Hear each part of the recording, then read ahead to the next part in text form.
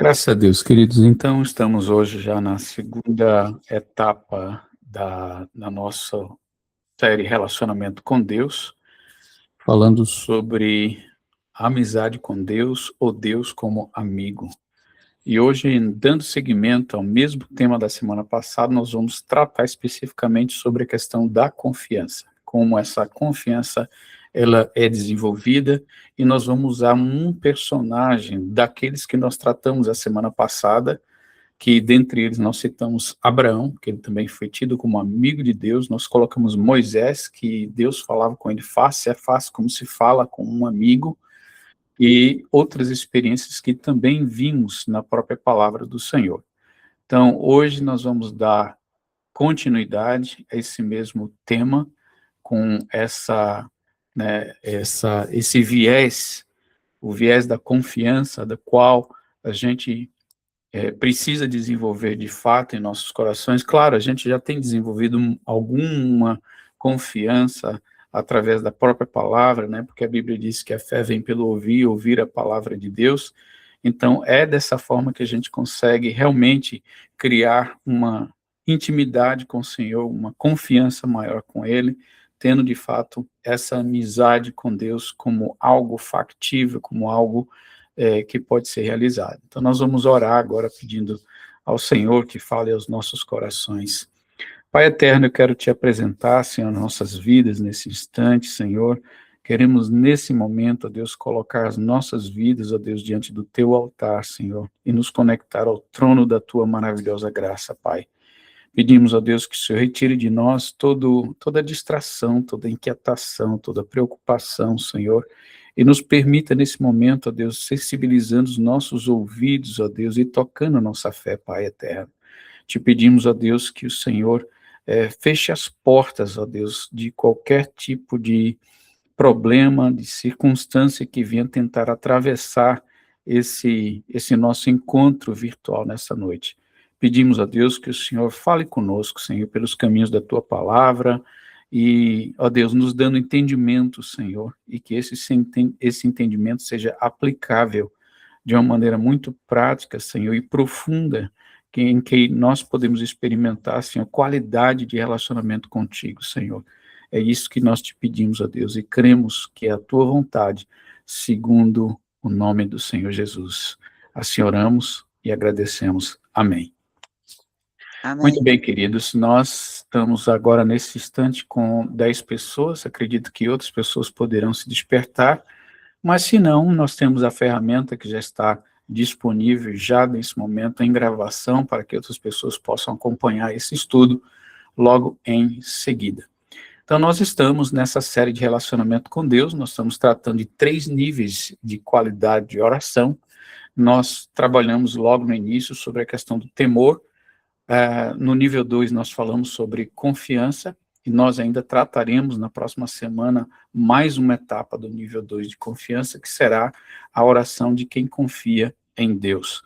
Então, fiquem ligados, né, nesse tema, porque é muito importante que a gente consiga absorver tudo isso de uma maneira muito proveitosa para nós. O versículo-chave dessa série toda encontra-se em Hebreus capítulo 4, versículo 16, que diz: cheguemo-nos, portanto, confiadamente ao trono da graça, para que possamos alcançar misericórdia e encontrar graça para ajudar em tempo de necessidade.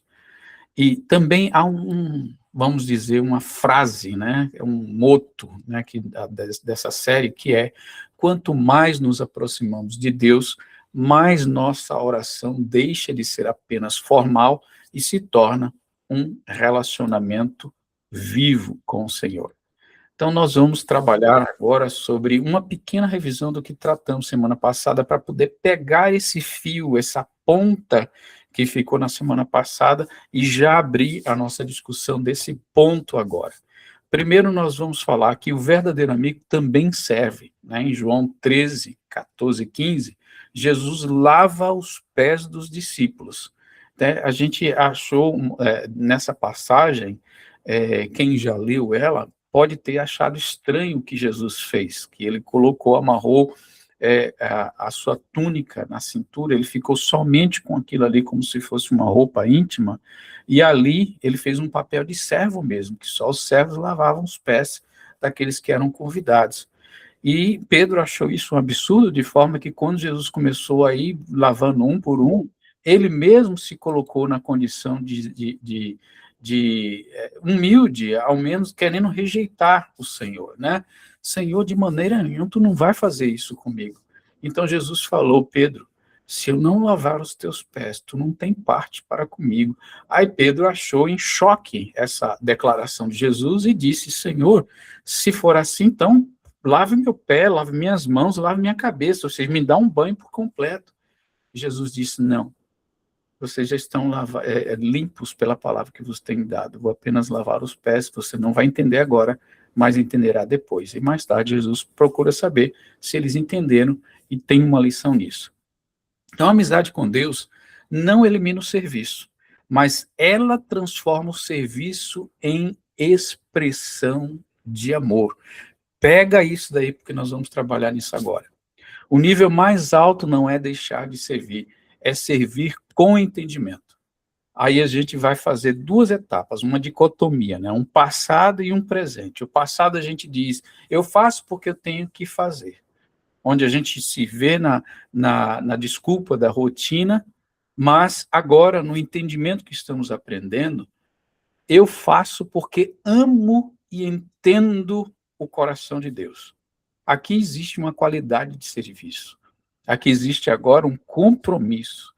Existe uma predisposição que antes não tinha. Por quê? Porque o conhecimento da palavra, né, trouxe agora esse, não somente o temor que nós já estamos aprendendo nesse nível, nesses 3 níveis de oração e de relacionamento com Deus, mas agora nós estamos, vamos dizer, subindo um degrau a mais para ganhar agora confiança no nosso relacionamento com o Senhor.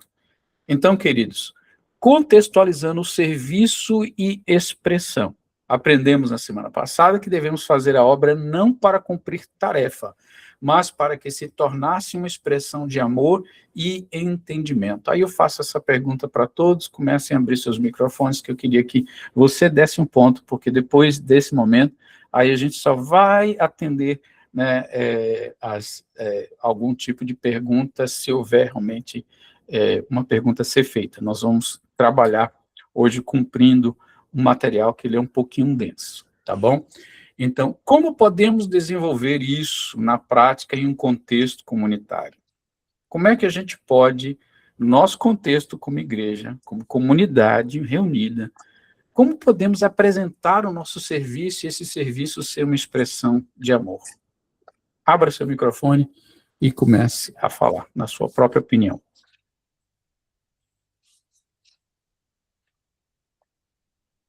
Alguém com alguma ideia?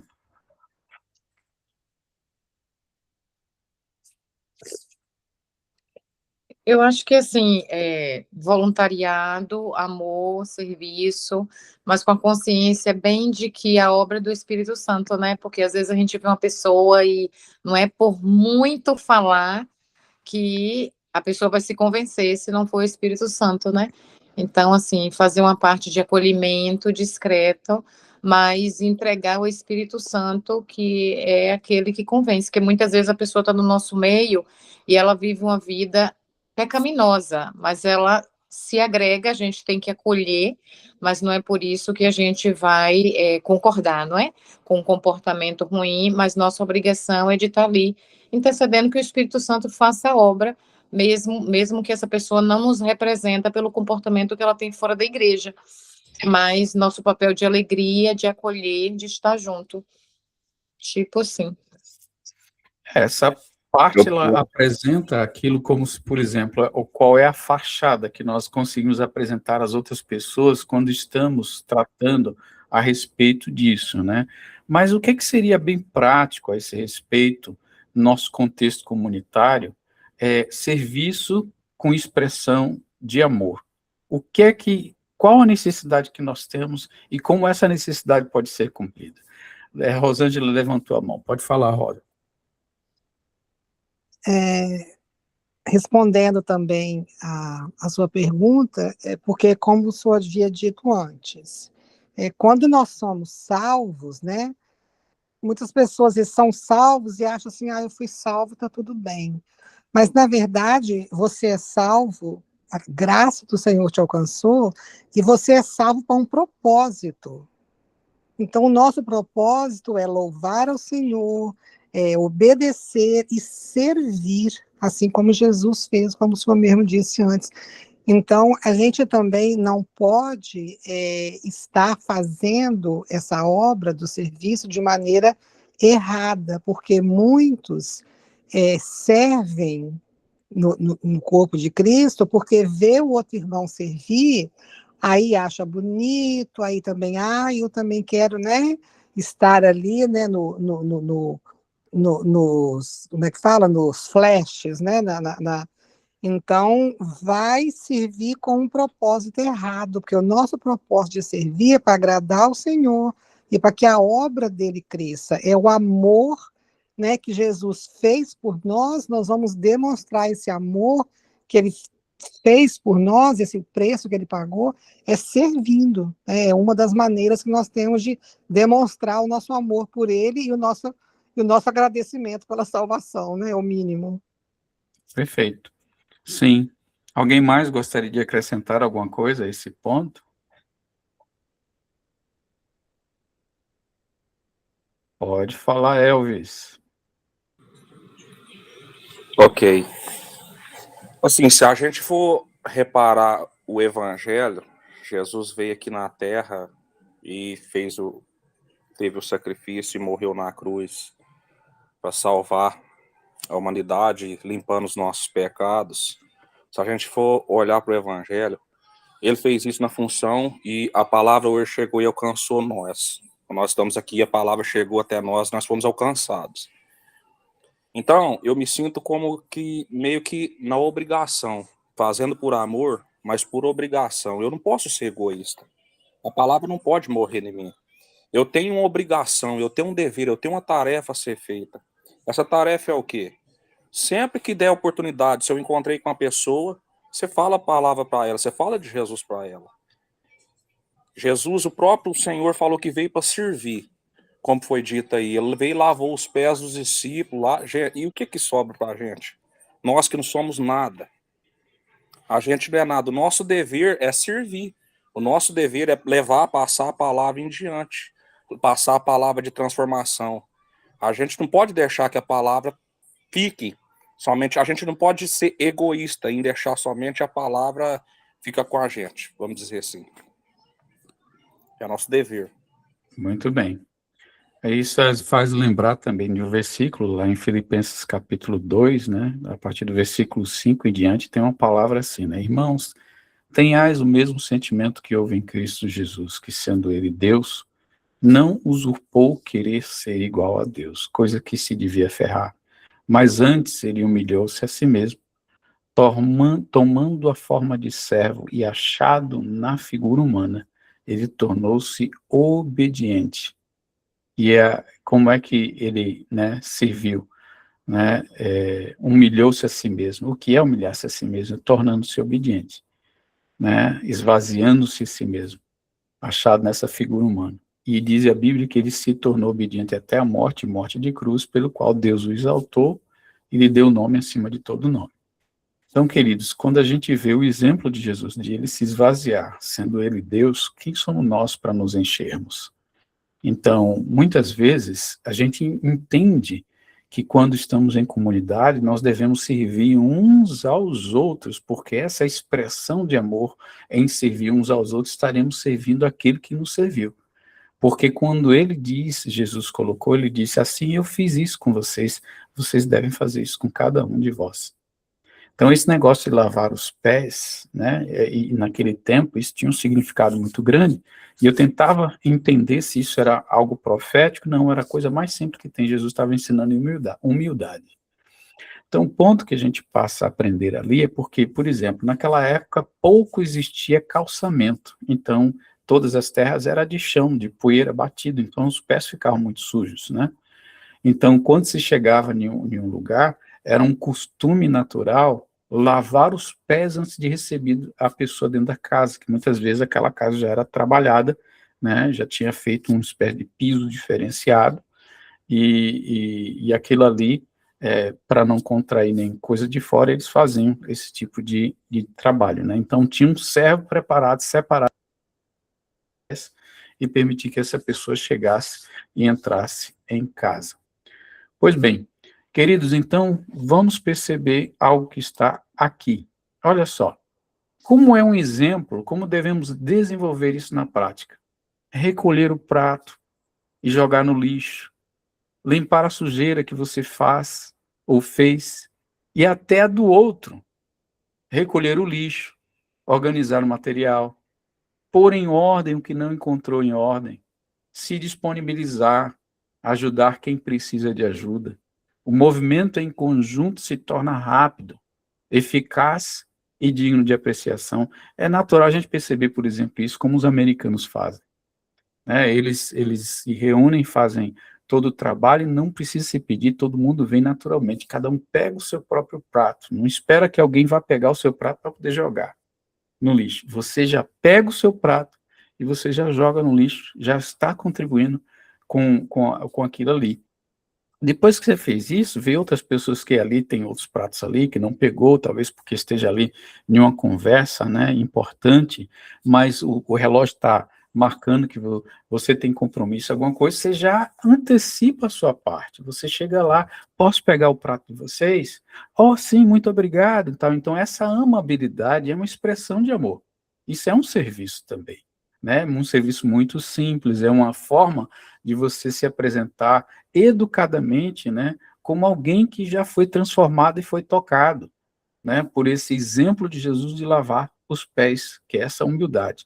Então, isso mostra o que é unidade e como essa graça alcançou o meu e o seu coração, fazendo-nos pessoas diferentes, né? Unidade propõe engajamento, despojamento e amabilidade. O que tem alguma palavra difícil para alguém aqui que não consegue entender o que está aí na tela, é muito simples, né?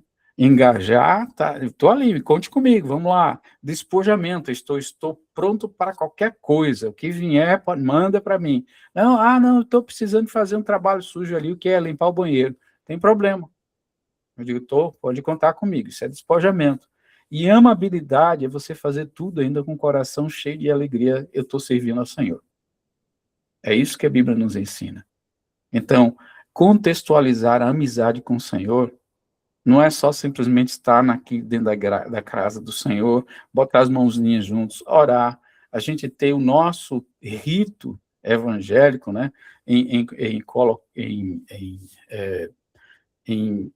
vamos dizer, em evidência, em notoriedade, né? Mas depois disso foge. Nós podemos lembrar da mensagem do pastor Greg, que ele havia dado lá, e ela já está publicada, quem não assistiu, assista novamente aquela mensagem, uma mensagem muito bem aplicada, profunda da parte do Senhor. Ele diz assim que, por exemplo, olha, o plano que Deus colocou para cada um de nós e o futuro que Ele quer para cada um de nós, Ele primeiro perpassa por essa condição da gente poder servir uns aos outros. Ele disse, até nessa palavra, que tem pessoas que se tornam apenas consumidoras, né? Estão ali, é como se tivesse um comportamento mais ou menos de um teatro. Você vai para um teatro para assistir uma peça, né? E tem pessoas que entram na igreja como se fosse para assistir um culto. E nós temos que entender que nós prestamos culto. Nós estamos ali para prestar culto, já é um serviço que prestamos ao Senhor, não para assistir, né? Então, se você já vai prestar culto, inclusive terminou o momento litúrgico ali, terminou a pregação, você já pega aquela palavra e trabalha na sua vida, e aí vem a oportunidade de poder colocar isso em prática, servindo, né, chegando ali e dizer assim, o que é que tem aí para eu poder fazer? Ou, às vezes, não precisa nem pedir, você já viu que tem uma oportunidade para servir, né, já se coloca à disposição e faça esse serviço. Porque, dessa forma, você já vai estar predispondo seu coração. E outra coisa que a Bíblia nos ensina, que é com referência à humildade, é faça com que a tua mão esquerda não saiba o que a mão direita tem feito. Ou seja, não é para tocar trombetas diante de si, É para fazer com o coração ali, né? Quebrantado, em culto ainda, né? Se apresentando para o Senhor. É para o Senhor que nós estamos servindo. Então, isso é que a gente tira de contexto da semana passada sobre o que aprendemos em ser amigos de Deus. Mas agora, nós precisamos mergulhar sobre a questão da confiança. Então, nesse segundo encontro do nível 2, com Deus como amigo, nós vamos trabalhar sobre a questão da confiança. O texto da base do encontro 2 é João 15:15, já não vos chamo servos, mas tenho-vos chamados amigos, né? E o texto de apoio para hoje é Salmos 37:5. Entregue o seu caminho ao Senhor, confie nele e o mais ele fará. Nós vamos falar mais especificamente esse nível de confiança que nos leva a uma entrega, né? Então, nós vamos entender a respeito disso agora. Então, vamos contextualizar a confiança. O que é que nós podemos aprender do personagem bíblico Abraão sobre a sua amizade com Deus? Então, vamos trabalhar nisso agora. O texto base encontra-se em Tiago, capítulo 2, versículo de número 23, que diz: Abraão creu em Deus, e isso lhe foi imputado como justiça, e foi chamado amigo de Deus. Quando a gente analisa a vida de Abraão, claro, ele se tornou um dos heróis da fé. Inclusive está naquela galeria de Hebreus, capítulo 11, que fala sobre os heróis da fé, né, que fala sobre a prática da fé, começando sobre o conceito de fé e depois colocando toda a prática da fé e quem passou nesta prova de fé. Então, nós estamos ali vendo nada como se fosse um ícone, alguma coisa que está ali para poder levantar os nossos olhos e enxergar Abraão como ídolo ou coisa parecida como um santo Abraão, alguma coisa. Não, nós estamos ali para aprender com Abraão, uma pessoa comum que Deus utilizou por causa da graça que havia no seu coração. E Deus utiliza isso em cada um de nós e a palavra é para o nosso alcance, de forma que a nossa vida venha atingir o padrão que agrada a Deus. Nós vamos começar agora a amizade com Deus na perspectiva de Abraão. Agora eu peço para alguém fazer essa leitura que está aí na tela. A amizade com Deus na perspectiva de Abraão. Abraão construía altares, amizade construída no altar de entrega. Um dos sinais mais marcantes da vida de Abraão era que por onde passava, ele edificava altares. Gênesis 12, 7, 8, Gênesis 12, 13, 4, Gênesis 22, 9. Obrigado, Elvis, mais uma vez. Então, veja só, isso era um costume de Abraão, construir altares. Será que isso ensina para mim e para você que devemos também construir altares? Ele construía altares físicos, né? E ali ele se dobrava e prestava para Deus. Então, nós vamos ver isso aí nesses versículos que foram colocados. Ele construiu 4 altares que são registrados na Bíblia. Não significa que foram todos os altares que Abraão construiu. Mas aquilo que foi registrado serviu como base para poder mostrar algo diferenciado, que ele gostava de fazer aquilo e ele fazia com propósito. Então, veja só. O Senhor apareceu a Abraão e lhe disse: darei esta terra à sua descendência. E ali, Abraão edificou um altar ao Senhor que ele tinha aparecido. E o lugar que ele estava era Siquém. Então, queridos, no altar é um lugar que Deus aparece. O altar é aquele lugar onde que você sabe que Deus vai estar presente. Você constrói aquele altar. Assim como, por exemplo, quando a gente está em culto ao Senhor, você vai construir naquele momento o seu altar. É quando você, por exemplo, vem para o culto, não com intenções preconcebidas no seu intelecto, na sua alma, não com preconceitos colocados ali, mas você vai ali quebrando todo tipo de argumento, levando todo pensamento cativo ao trono da graça, e ali você constrói um altar. É você colocar a sua vida à disposição do Senhor. Então, nós começamos a construir altar a partir do momento que a gente diz, eu vou à casa do Senhor. Veja só que o salmista também era outro que construía altares, embora não chegava assim fisicamente como Abraão fez. Mas ele dizia, alegrei-me quando me disseram, vamos à casa do Senhor. Quantas pessoas saem de casa com o coração predisposto a servir ao Senhor? Coração predisposto, dizendo, eu vou para a casa do Senhor adorar a Deus. Sai com o coração quebrantado ali, dizendo assim, eu quero me encontrar com Deus, eu preciso de ouvir uma palavra do Senhor. Eu preciso ter um encontro com meu Pai. Eu preciso me derramar no altar do meu Deus. Você constrói altar a partir do momento que você sai de sua casa. Você sabe que é um lugar separado que foi consagrado para que Deus pudesse estar presente. Então, não é ali que você vai eliminar todas as coisas, todas as distrações, todos os pensamentos, e vai se colocar naquele lugar onde Deus aparece. Aí, Gênesis 12, 7 e 9 diz, passando dali para o monte a leste de Betel, armou a sua tenda, ficando Betel a oeste e Ai a leste. Ali edificou um altar ao Senhor e invocou o nome do Senhor. Depois Abraão partiu dali, indo sempre na direção do Neguebe. Então, o segundo altar foi feito em Betel e Ai. E altar é lugar de invocação. Então, nós construímos altar, primeiro, para poder Deus aparecer. Segundo, nós construímos altar para que Deus possa ser invocado. Você não vai procurar porque que a banda vai tocar, porque o conjunto vai tocar, porque tem um preletor especial para tocar. Não, você não está indo para um show. Você não está indo para um evento. Você está indo para a casa de Deus e o altar é dele. Então, é no coração que se quebranta, que se derrama diante do altar, porque o local de altar nós vamos aprender agora nos outros 2 lugares que Abraão fez. Veja só.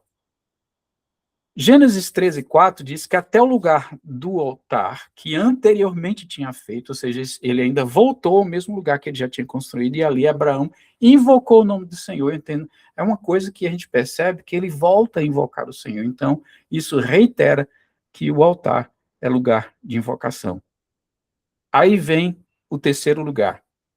E Abraão, versículo 18, de Gênesis 13, mudando as suas tendas, foi morar aonde? Nos carvalhais de Manre, que estão junto a Hebrom, e ali edificou um altar ao Senhor. Gênesis 13, versículo 18. Então, veja só, não importa as circunstâncias, não importa as mudanças que estão na sua vida. Onde você for, você tem que construir um altar para o Senhor. Você precisa edificar esse altar. Você colocou ali, eu digo, esse é o lugar que eu quero me encontrar com Deus. E como é que as pessoas às vezes faltam? Faltam. Tem coisa mais importante do que Deus? Deus quer simplesmente um lugar que ele possa ter amizade. Mas tem pessoas que desprezam isso. Não vê isso. Tem outros pensamentos, tem outros contextos, tem outros pensamentos, segundas intenções. E a gente não consegue ver um coração quebrantado que vê ali. Olha, quando existe um movimento no coração, na alma, um avivamento que nasce do fundo do coração, em querer se encontrar com Deus, o ambiente, o ar é diferente. As pessoas podem sentir a presença de Deus a partir do momento do culto que se presta, que já nasceu no coração do invocador. Então vamos lá agora ao último exemplo, que é em Moriá. Chegaram ao lugar que Deus lhe havia indicado. Ou seja, Deus mandou. É obediência. Não é questionamento. Vai para lá. Ali Abraão edificou um altar. Arrumou a lenha sobre ele, amarrou Isaque, seu filho, e o deitou no altar em cima da lenha. O mais pesado de tudo isso é que o local do altar é o local de entrega. Deus não aceita que nenhuma outra coisa esteja colocada, posta acima dele. E aqui nós vemos uma lição muito grande. Por que que Deus pediu a vida do filho da promessa para ser sacrificado, embora não foi feito, foi um teste. Não foi feito um sacrifício.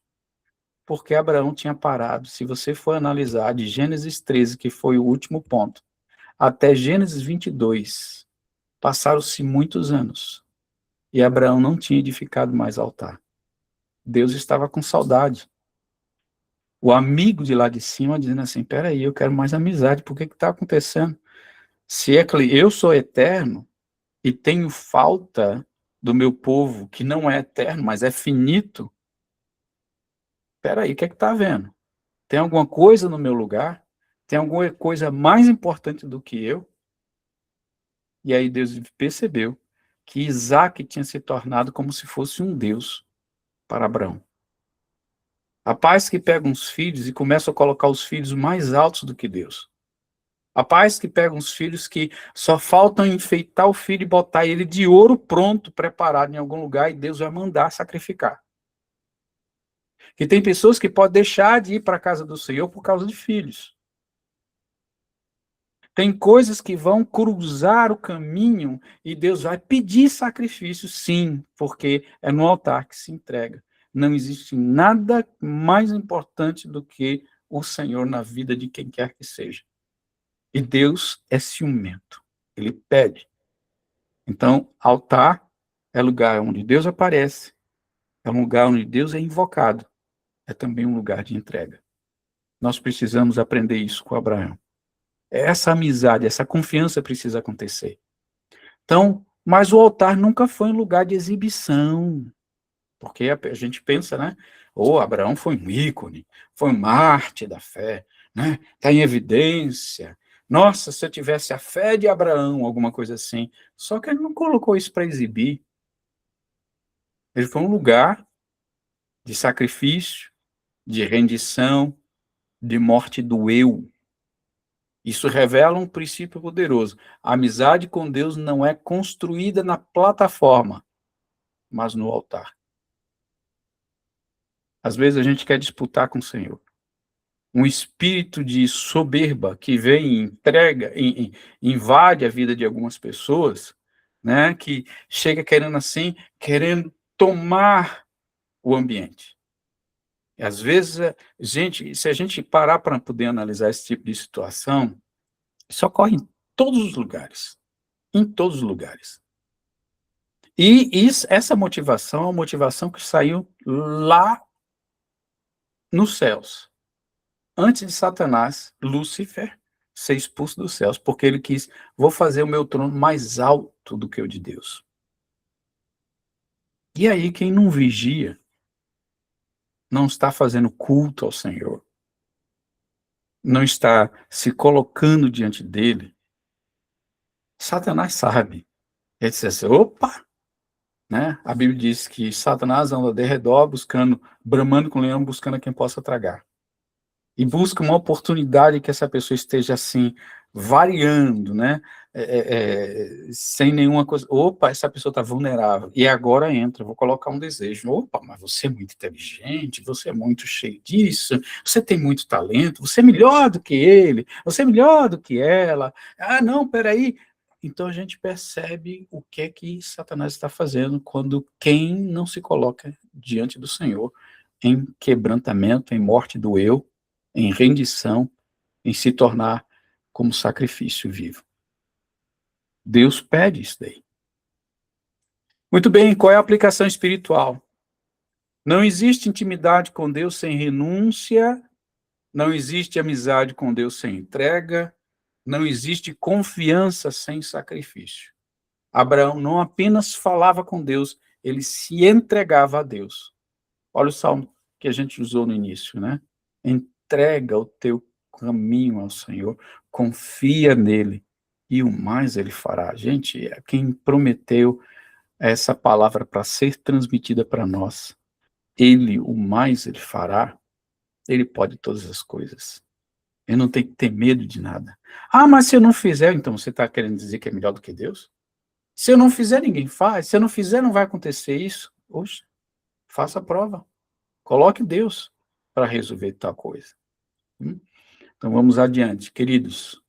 Ponto número 2. O altar revela a obediência radical. Tem pessoas que não vão gostar de ouvir palavras como essa, porque, ai meu Deus, é muito para minha alma, está me humilhando demais. Mas é assim. A morte do eu, né, é nascimento de Cristo. Você morre para si próprio e nasce em Cristo. O ponto mais alto da vida de Abraão está em Gênesis 22, o sacrifício do seu próprio filho Isaque. Ali vemos algo profundo. Deus pede o que Abraão mais ama. Abraão não negocia. Abraão simplesmente obedece. Aqui está um segredo da amizade com Deus. Deus prova a profundidade da amizade no nível da obediência. Então tem gente que não gosta de obedecer. Tem gente que retruca, tem gente que vai, mas isso não é assim, e cuidado, cuidado, a que ouvidos você, né, ou que vozes você está ouvindo. Tem cuidado para isso daí. Muito bem. Verdade forte para se aprender. Enquanto o altar não custa nada, a amizade ainda com Deus não é profunda. O altar tem custo. O altar pede e demanda entrega. Ponto de número 3, o fundamento da amizade. Fé imputada como justiça. Gênesis 15, verso 6. Ele creu no Senhor, e isso lhe foi imputado como justiça. Aqui está um dos pilares mais importantes. Abraão foi chamado amigo de Deus não por perfeição, mas por fé. Isso fala para mim e para você, porque nós estamos nesse caminho da fé. Nós estamos aqui para poder construir a nossa vida espiritual pela fé. Nós não somos perfeitos. E longe de nós querer bancar que somos perfeitos. Porque isso daqui em si já é uma espécie de arapuca, isso é uma armadilha. Nós temos que entender que é pela fé que nós damos os passos consistentes e firmes na presença do Senhor. O que é que isso nos ensina? 3.1. A amizade com Deus começa pela fé. Abraão creu antes de ver. Né? Muita gente diz assim, eu quero ver para crer. Ele creu antes de ver. Abraão confiou antes de receber. E Abraão caminhou sem garantias naturais. A amizade com Deus exige confiar no caráter de Deus. Então, quando Abraão ganhou intimidade suficiente com aquele que é todo-poderoso, ele sabia, não tenho nada a perder. Posso perder para o mundo, mas não perco para aquele que me dá graça e poder. 3.2. Justiça imputada fala de aceitação relacional. Imputada é um termo jurídico que remota ao nível 1 de temor do Senhor, porque fala de batalha espiritual, e Deus, como o justo tribunal de justiça, não se usa no direito essa palavra imputação de crime, por exemplo. E nesse caso, ele foi imputado, não crime, mas uma justiça, ou seja, algo reto que ele fez. Significa que atribuiu justiça a Abraão. Isso mostra que a amizade com Deus não começa na perfeição do homem, mas na graça de Deus respondida pela fé. A gente responde a Deus por fé. Ele diz, sim, Senhor. É como diz assim, a quem eu enviarei? Tem essa passagem na Bíblia, né? Aí o homem de Deus, servo, diz, Senhor, envia-me a mim. Eis-me aqui, envia-me a mim. É quando a gente se põe, Deus começa trabalhando com sua alma na simplicidade do serviço, né? Na simplicidade daquilo que a gente coloca. Então, 3.3, a fé gera proximidade. Quanto mais Abraão confiava, mais Deus falava com ele, mais Deus se revelava, mais íntimo o relacionamento se tornava. Aí tem uma verdade-chave. A fé abre a porta da amizade com Deus. E veja só o que está escrito em Hebreus capítulo 11, versículo 6, ainda na mesma galeria da fé. De fato, sem fé é impossível agradar a Deus. porque é necessário que aquele que se aproxima de Deus creia que ele existe e que recompensa os que o buscam. Então, nós temos que buscar a Deus, né, como a gente está buscando um altar na nossa vida, né? Um altar de sacrifício. Abraão não teve apenas experiências espirituais, ele teve uma vida alinhada com Deus. Ou seja, não apenas ouvir a Deus, mas responder com a vida. Gênesis, capítulo 18, versículo 17, diz: ocultarei eu a Abraão que faço? Irmãos, isso daqui é muito fantástico, isso é extraordinário. Deus decide compartilhar seus planos com Abraão. Por quê? Veja aí o peso que a gente colocou, né? Porque havia relacionamento. Bom, até isso aí está natural. Porque havia confiança. Já aumentou o nível. E porque havia alinhamento. Então, o que é alinhamento? É obediência. É dizer assim, Senhor, eu não estou aqui para fazer a minha vontade, eu vou alinhar a minha vontade à tua vontade. Para que eu não me ache resistindo à tua vontade. E sim, vou fazer a tua vontade. Queria que alguém lesse aí, enquanto eu bebo aqui uma água. Não apenas ouvir a Deus, mas responder com a vida. Princípio poderoso. Deus compartilha seus segredos com aqueles que caminham com Ele. Muito bem. É um princípio que nós devemos colocar na nossa vida e que ele é poderoso. Deus compartilha seus segredos com aqueles que caminham com Ele.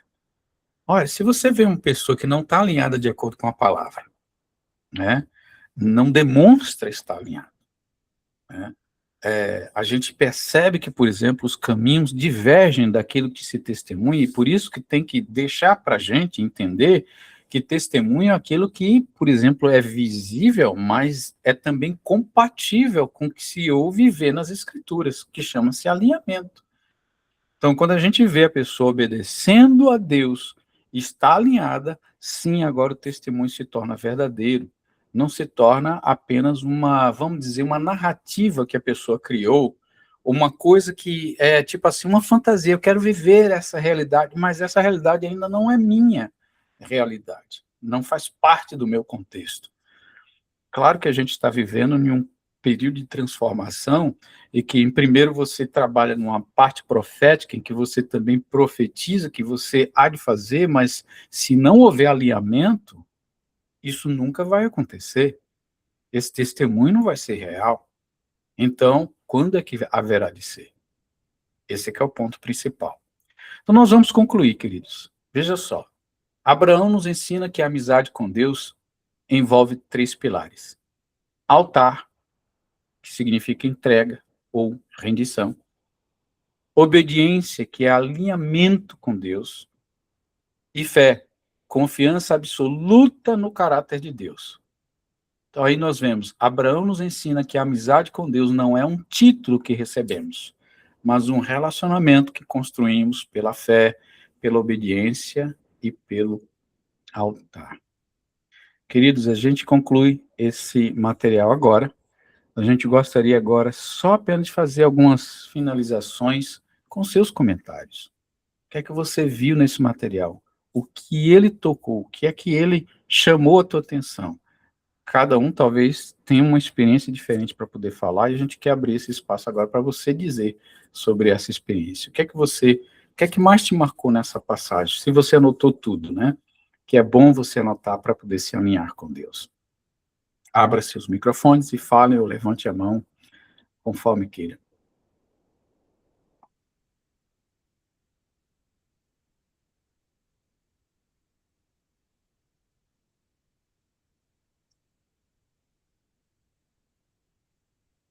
Cri, cri, cri, cri, cri, cri. O grilo está cantando, queridos. Rosângela, pode falar a primeira.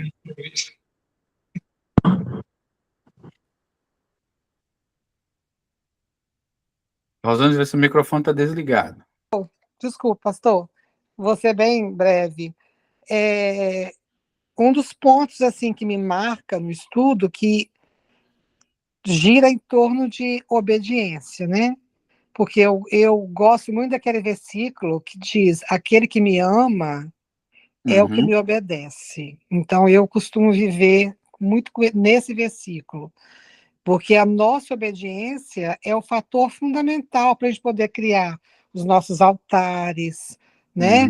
Para nós podermos realmente estarmos alinhados com a vontade de Deus, porque às vezes, quando não acontece aquilo que a gente quer na nossa vida, que a gente às vezes ora, ou que acontece coisas que a gente não quer, muitas vezes, se a pessoa não se alinha, ela se frustra, ela se afasta.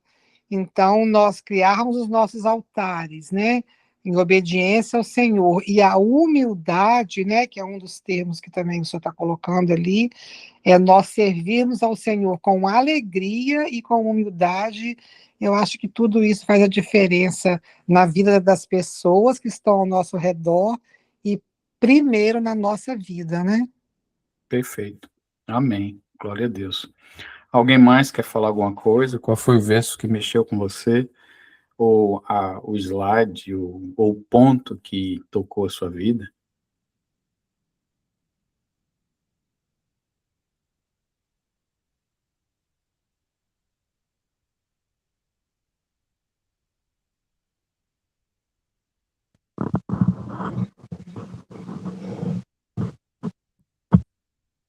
E você está com algum problema no seu microfone? Não, pastor, o grilo tá cantando de novo. O grilo está cantando, é verdade. Vamos lá, irmãos. Falem alguma coisa aí. Se essa palavra falou o teu coração, ela deve ter tocado em algum ponto que você precisa considerar. Então, é muito interessante que você já comece a trabalhar com esse alinhamento com o Senhor, porque isso significa uma chamada espiritual. Sabia disso? Quando a gente vê assim, poxa, isso agora colocou uma pulga atrás do meu ouvido. Perfeito. É esse o comportamento, porque nós não podemos ficar acomodados na nossa mesmice da fé. Nós temos que ser transformados a cada dia. E a transformação, ela é desconfortável. Muitas vezes a gente não recebe muito bem a ideia de transformação, de mudança, porque exigem, de fato, um desconforto. E esse desconforto é natural no caminho, no crescimento da nossa fé, no nosso ajustamento como ser cristão, no modelo de Cristo. Agora, sim, se a gente está copiando outros modelos e achou que está ótimo, cuidado, porque isso pode ser exatamente aquilo que Satanás tem oferecido, né? Fazer a sua vontade. E na casa do Senhor, a gente não faz a nossa vontade, a gente faz a vontade do Senhor.